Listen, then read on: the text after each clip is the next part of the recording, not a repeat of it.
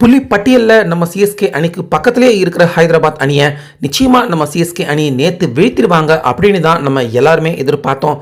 ஆனால் அவங்கள கூட தோக்கடிக்க முடியாமல் நம்ம சிஎஸ்கே அணி கடைசி வரைக்கும் போராடி ஜெயிக்க முடியாமல் தோல்வி தான் அடைஞ்சு போயிருந்தாங்க. ஸோ இதன் காரணமாக ஆர்சிபி அணி 17 வருஷம் கழிச்சு, டெல்லி அணி 15 வருஷம் கழிச்சு, ஹைதராபாத் அணி முதல் முறையாக இப்படி இந்த 3 அணிகளுமே நம்ம சேப்பாக்கம் மைதானத்தில் நம்ம சிஎஸ்கே அணியை வீழ்த்திருக்க மோசமான ரெக்கார்டை பதிவு பண்ண வேண்டிய நிலைமை சிஎஸ்கே அணிக்கு ஏற்பட்டுச்சு.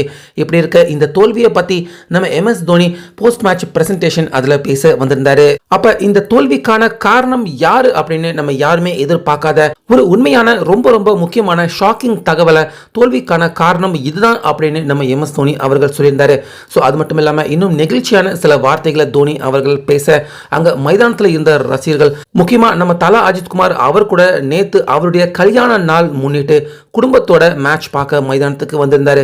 அவர் கூட தோனி அவருடைய ஸ்பீச்சை கேட்டு கண் கலங்கி ஒரு சில நிமிடங்கள் இருந்தாரு. ஸோ அப்படி நம்ம எம்எஸ் தோனி அவர்கள் தோல்விக்கான முக்கியமான காரணம், யாருமே எதிர்பார்க்காத காரணமா தோனி அவர்கள் குறிப்பிட்டிருக்கிறது என்ன அப்படின்னா, இந்த தொடரில் ஆரம்பத்தில் இருந்தே நாங்கள் தவறு செஞ்சிட்டோம். அந்த தவறை பாதி சீசனுக்கு அப்புறமாக தான் நாங்கள் திருத்த முயற்சி பண்ணுறோம். மேட்சுக்கு மேட்ச் ஏதாச்சும் ஒரு முக்கியமான மாற்றங்கள், திருத்தங்கள் செஞ்சுக்கிட்டு தான் இருக்கோம். ஆனாலுமே எங்களால் வெற்றியின் பக்கம் திரும்ப முடியல.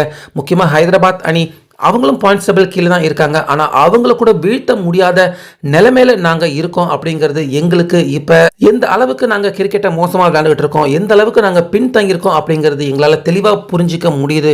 ஆனாலுமே இந்த மேட்ச்சில் ஓவராலாக எல்லாருமே நல்லா விளையாண்டாங்க. ஒரு சில தவறுகள் தான் அணியில் நடந்துச்சு. ஆனாலுமே நிச்சயமாக ஜெயிச்சிருக்க முடியும். ஆனால் எங்கே நாங்கள் முக்கியமாக மிகப்பெரிய அளவில் கோட்டை விட்டோம் அப்படின்னா, நான் கேப்டன்சி பதவி ஏற்றுக்கிட்டதுக்கு அப்புறமா டாஸ் தொடர்ச்சியாக ஜெயிக்க முடியல, ஒரு சில ஆட்டங்கள் கூட ஜெயிக்க முடியல.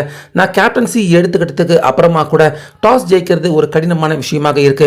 இந்த ஆட்டத்திலையும் டாஸ் மிகப்பெரிய அளவில் சிஎஸ்கே அணிக்கு எதிராக விளையாண்டுருக்கு.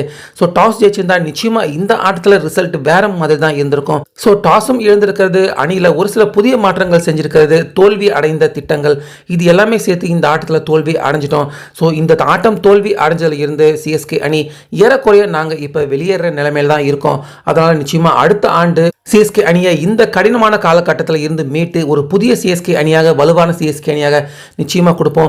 சிஎஸ்கே அணியை இந்த ஆண்டு குவாலிஃபை பெற வைக்க முடியாமல் போனதுக்காக உங்கள் எல்லாருக்கிட்டையுமே மன்னிப்பு கேட்டுக்கிறேன் அப்படிங்கிற மாதிரி தோனி அவர்கள் நிகழ்ச்சியுடன் சொன்னார். தோனி அவருடைய ஃபுல் ஸ்பீச்சையும் அசையாமல் கேட்டுக்கிட்டு இருந்த அஜித் அவர்கள் தோனி கடைசியாக சொன்ன அந்த வார்த்தைகளை கேட்டு நிகழ்ச்சி அடைஞ்சு போயிட்டாரு. ஸோ அவர் மட்டும் கிடையாது, மைதானத்தில் நிறைய ரசிகர்கள் இருந்தாங்க. தோனி அவருடைய அந்த பேச்சை கேட்டு எல்லாருமே கண் கலங்கி நிகழ்ச்சி அடைஞ்ச சிஎஸ்கே அணி இனி இந்த ஆண்டு ஐபிஎல்ல எதுவும் செய்ய முடியாத நிலைமைக்கு தள்ளப்பட்டிருக்காங்க அப்படிங்கிறத பார்த்து ரசிகர்கள் எல்லாருமே கூட வருத்தம் அடைஞ்சிருந்தாங்க. அந்த வகையில் டீம்ல சில தவறுகள், குறைகள், மாற்றம் எல்லாமே செஞ்சாலும் டாஸும் சிஎஸ்கே அணி தோல்வி அடைகிறதுக்கு முக்கியமான காரணமாக இருந்திருக்கு அப்படின்னு தோனி அவர்கள் குறிப்பிட்டிருக்கிறத பத்தி உங்க கருத்தை சொல்லுங்க.